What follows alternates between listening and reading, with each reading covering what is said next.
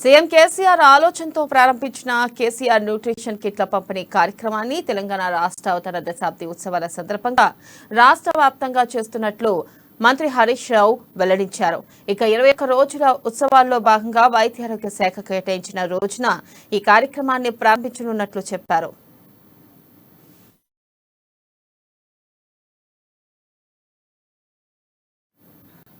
ఇక ఈ మేరకు అన్ని జిల్లాల్లో అవసరమైన ఏర్పాట్లు చేయాలని జిల్లా కలెక్టర్లు, జిల్లా వైద్యాధికారులను మంత్రి ఆదేశించారు. 2023-24లో రాష్ట్ర వ్యాప్తంగా ఉన్న 6.84 లక్షల మహిళలు లబ్ధి పొందనున్నారు.